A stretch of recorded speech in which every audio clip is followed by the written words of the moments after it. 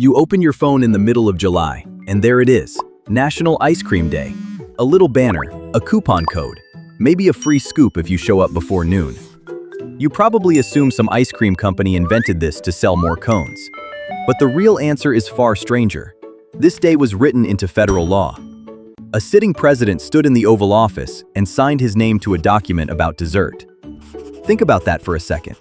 Somewhere in the National Archives, next to treaties and executive orders about war and the economy, there is a single-page proclamation about ice cream. It is real. It is numbered, Proclamation 5219, and it has a story behind it that says a lot about how America actually works. Here's what happened. In the spring of 1984, a congressman from Texas named Kika de la Garza introduced a resolution in the House. He wanted July 15th declared National Ice Cream Day. A few weeks later, a senator from Kentucky, Walter Huddleston, pushed a companion resolution through the Senate, expanding it into an entire month. Not a single day. All of July. National Ice Cream Month. Why would two lawmakers spend political capital on frozen dessert? Because ice cream, in 1984, was not just a treat. It was an industry worth billions, tied directly to America's dairy farmers. Nearly 10% of all the milk produced in the United States that year went into making ice cream. That is not a fun fact. That is an economic argument. Support ice cream, and you are quietly supporting dairy states, dairy jobs, and dairy votes. So the resolution passed both chambers of Congress. And on July 9, 1984, President Ronald Reagan signed it into law. In his own proclamation, Reagan called ice cream, quote, a nutritious and wholesome food, enjoyed by over 90% of the people in the United States. He was not exaggerating by much.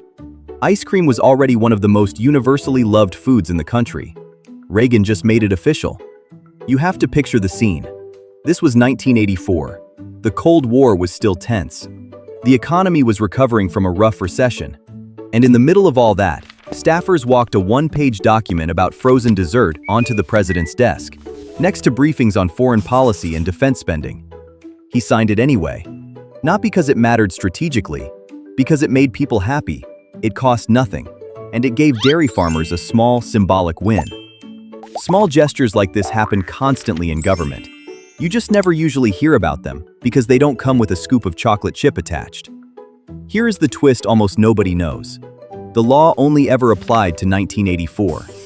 Read the original text, and it says, National Ice Cream Month, 1984.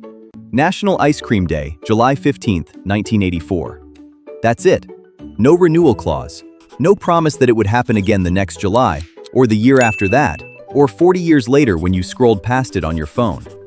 So why are you still celebrating it decades later? Because nobody needed a law to keep going.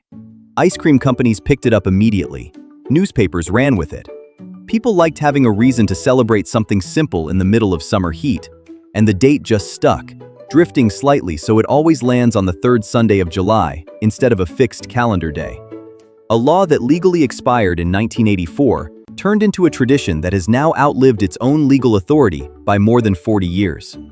Food historian Jerry Quinzio, who has spent years tracing the origins of frozen desserts, points out that ice cream has always worked this way in American culture.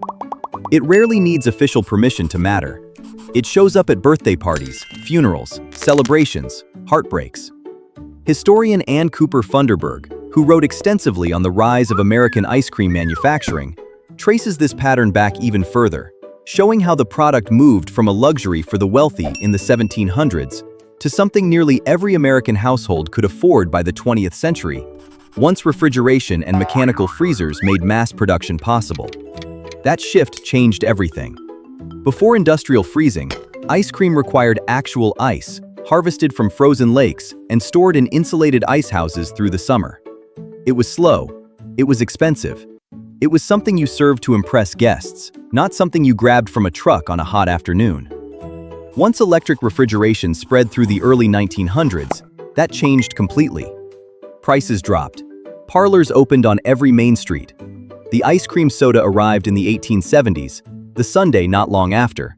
And suddenly frozen dessert wasn't a luxury anymore. It was just Tuesday. By the time Reagan sat down to sign that proclamation in 1984, ice cream had already spent nearly 2 centuries working its way from an aristocratic indulgence to a staple in almost every American freezer. The law didn't create that popularity. It just noticed it, decades late, and put a government stamp on something that had already won. There's a psychological piece here too. Researchers at Cornell's Food and Brand Lab, led by Brian Wansink, spent years studying what they called comfort foods, and ice cream consistently ranked near the top of the list across almost every demographic. Not because of nutrition, because of memory. The taste triggers something tied to childhood, to summer, to being cared for. That is part of why a fake national holiday for ice cream feels so easy to embrace. It is not really about the dessert. It is about permission to feel that memory again, guilt-free, for one day. And you are not alone in that instinct. America has dozens of these food holidays now. National Donut Day, National Taco Day, National Pizza Day. Almost none of them started with the weight of federal law behind them. Most were invented by trade associations or marketing teams, looking for a reason to sell more product on a slow Tuesday. Ice cream is the rare exception. It has an actual paper trail running through Congress and the Oval Office. Everything else came later, copying a format that ice cream basically invented by accident. So here is the real shape of the story. A law that legally died in 1984 became a tradition that never needed the law to survive. A resolution written to support dairy economics turned into a cultural ritual about nostalgia and comfort.